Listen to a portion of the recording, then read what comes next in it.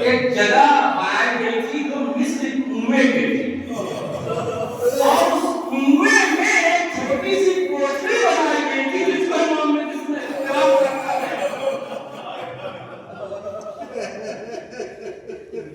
जिसमें इमाम को रखा गया।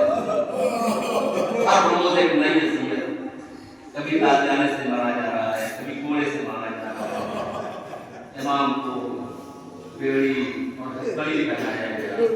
14 साल तक रवायत बताती है कैसे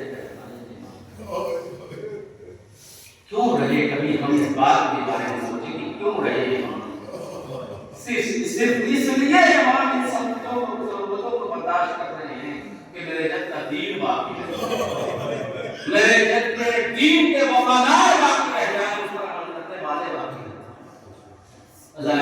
14 साल तक रवायत बताती है कि इस तरीके से इमाम ने ऐसे तहखानों में जिंदगी गुजारी है। और एक चाहने वाले के मुताबिक मिलता है कि चाहने वाला आया और जिंदान बांध से कहा कि मैं इमाम मुर्सी कादिर से मिलना चाहूँगा, ताकि ये हमारे अख्तियार में नहीं है, ताकि कैसे मुलाकात होगी जिंदान में। तो उसने पहरेदारी की मदद से एक रोशनदान बनाया था ताकि रोशनदान के जरिए से मतलब को दिखला दूंगा और तुम्हारे इमाम की ज़ियारत करा दूंगा। कैफियत क्या हो गई थी ऐसे जज्बान में। एक बड़ा वो करीब आता है और आने के बाद कहता है कि कहाँ है, ताकि रोशनदान को नीचे देखो, वो तुम्हारा इमाम बैठा हुआ है।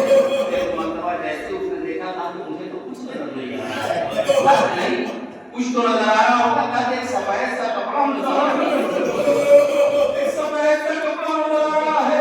इमाम की ये हालत हो गई थी कि पूरे जिस्म में गोश्त बन गया था, हड्डी नवाकी रह गई थी और ऐसा महसूस हुआ था जैसे कोई कपड़ा उतारा हुआ है। उस पर भी शुक्र परवरदिगार, परवरदिगार ने तहखाना अता करके हमको एक मौका दे दिया कि मैं तेरी इजाजत से ज्यादा इबादत करूं। अल्लाह इससे अल्लाह वाले थे, मगर उसके बावजूद अजीजों हारून रशीद को सुकून न मिला। उसने एक मर्तबा उस तहखाने से निकाला, रवायत बताती है कि बगदाद के तहखाने से निकाला। बगदाद के एक मकान में जो हवादार मकान था, बहुत अच्छा मकान था, उसमें लाके इमाम को रखा। आप सोच रहे होंगे कि इमाम को उसमें लाके रखा है, सुकून मिल गया होगा।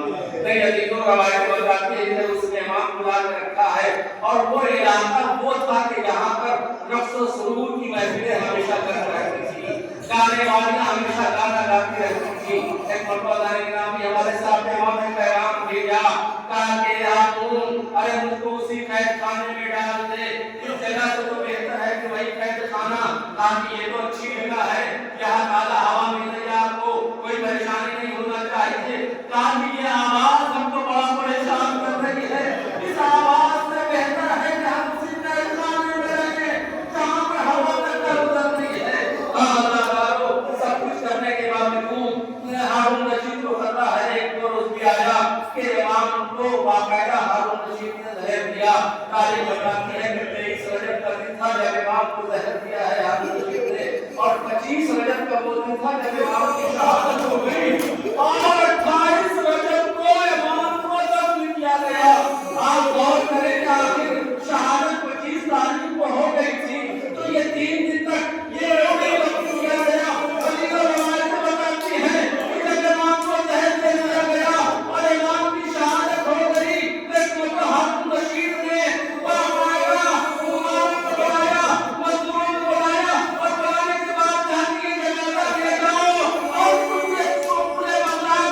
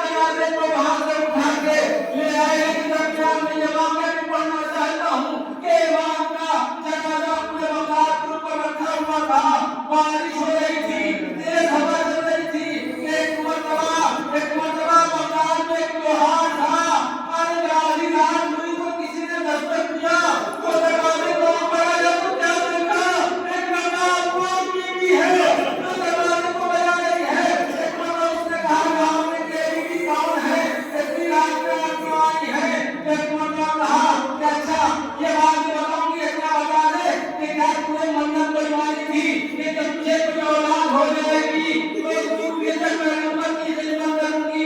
ताकि हाथ बने मन्नत माना, मन्नत पूरी हुई, औलाद हुई, मगर बड़ी जरूरी है फातिमा में मासूम नजर नहीं आया कि मैं उसकी खिदमत करता।